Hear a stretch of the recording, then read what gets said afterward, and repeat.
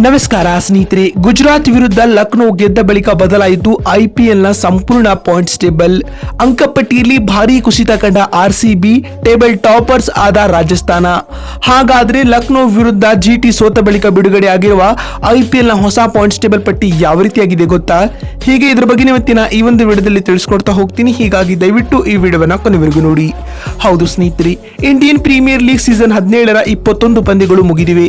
ಈ 21 ಪಂದ್ಯಗಳ ಮುಕ್ತಾಯದ ಬೆನ್ನಲ್ಲೇ ಅಂಕಪಟ್ಟಿಯಲ್ಲಿಯೂ ಮಹತ್ವದ ಬದಲಾವಣೆಗಳು ಕಂಡು ಬಂದಿವೆ. ಈ ಬಾರಿ ಪಾಯಿಂಟ್ಸ್ ಟೇಬಲ್ನ ಅಗ್ರಸ್ಥಾನದಲ್ಲಿ ರಾಜಸ್ಥಾನ ರಾಯಲ್ಸ್ ಕಾಣಿಸಿಕೊಂಡಿದೆ. ಅದರಂತೆ ನೂತನ ಅಂಕಪಟ್ಟಿಯಲ್ಲಿ ಯಾವ ತಂಡ ಯಾವ ಸ್ಥಾನದಲ್ಲಿದೆ ಅಂತ ನೋಡ್ತಾ ಬರುವುದಾದ್ರೆ, ಆರ್ಸಿಬಿ ವಿರುದ್ಧದ ಪಂದ್ಯದಲ್ಲಿ ಭರ್ಜರಿ ಜಯ ಸಾಧಿಸುವ ಮೂಲಕ ರಾಜಸ್ಥಾನ ರಾಯಲ್ಸ್ ತಂಡವು ಅಂಕಪಟ್ಟಿಯಲ್ಲಿ ಅಗ್ರಸ್ಥಾನವನ್ನ ಅಲಂಕರಿಸಿದೆ.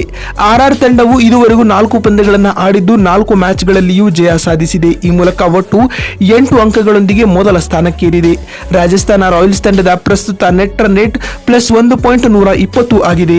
ಈ ಬಾರಿಯ ಐಪಿಎಲ್ನ ಮೊದಲ 3 ಪಂದ್ಯಗಳಲ್ಲಿ ಜಯ ಸಾಧಿಸಿ ಹ್ಯಾಟ್ರಿಕ್ ಗೆಲುವು ದಾಖಲಿಸಿರುವ ಕಲ್ಕತ್ತಾ ನೈಟ್ ರೈಡರ್ಸ್ ಒಟ್ಟು 6 ಅಂಕಗಳನ್ನು ಸಂಪಾದಿಸಿದ್ದಾರೆ. ಅಲ್ಲದೆ +2.518ರ ನೆಟ್ ರನ್ ರೇಟ್ ಹೊಂದುವ ಮೂಲಕ ದ್ವಿತೀಯ ಸ್ಥಾನದಲ್ಲಿ ಕಾಣಿಸಿಕೊಂಡಿದೆ.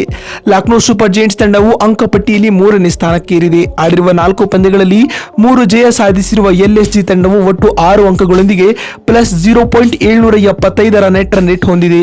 ಇನ್ನು 4 ಪಂದ್ಯಗಳಲ್ಲಿ 2 ಜಯ 2 ಸೋಲುಗಳೊಂದಿಗೆ ಚೆನ್ನೈ ಸೂಪರ್ ಕಿಂಗ್ಸ್ ತಂಡವು ಅಂಕಪಟ್ಟಿಯಲ್ಲಿ 4ನೇ ಸ್ಥಾನದಲ್ಲಿದೆ. ಒಟ್ಟು 4 ಅಂಕಗಳನ್ನು ಹೊಂದಿರುವ ಸಿಎಸ್ಕೆ ತಂಡದ ಪ್ರಸ್ತುತ ನೆಟ್ ರನ್ ರೇಟ್ +0.517 ಆಗಿದೆ.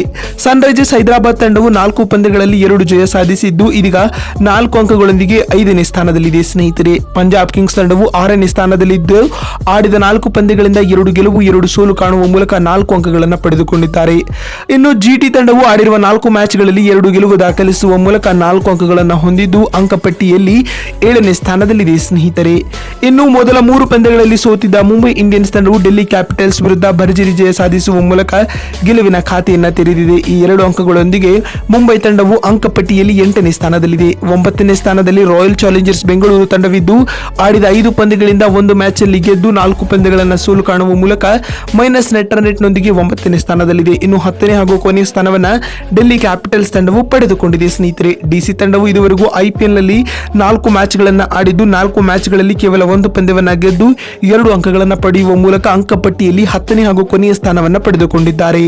ನೋಡಿದ್ರಲ್ಲ ಬಂಧುಗಳೇ, ಗುಜರಾತ್ ವಿರುದ್ಧ ಲಕ್ನೋ ಗೆದ್ದ ಬಳಿಕ ಬಿಡುಗಡೆ ಆಗಿರುವ ಐಪಿಎಲ್ ನ ಹೊಸ ಪಾಯಿಂಟ್ಸ್ ಟೇಬಲ್ ಪಟ್ಟಿ ಯಾವ ರೀತಿಯಾಗಿದೆ ಅಂತ ತಿಳಿಸಿಕೊಡುವ ನಮ್ಮ ಈ ಪ್ರಯತ್ನ ನಿಮಗೆ ಇಷ್ಟವಾಗಿದ್ದಲ್ಲಿ ತಪ್ಪದೆ ಈ ಕೂಡಲೇ ಈ ವಿಡಿಯೋಗೊಂದು ಲೈಕ್ ಮಾಡಿ. ವಿಡಿಯೋವನ್ನ ಇಲ್ಲಿವರೆಗೂ ನೋಡಿದ್ದಕ್ಕಾಗಿ ಧನ್ಯವಾದಗಳು. ಮತ್ತೊಂದು ವಿಡಿಯೋದಲ್ಲಿ ಸಿಗ್ತೀನಿ. ಅಲ್ಲಿವರೆಗೂ ನಮಸ್ಕಾರ.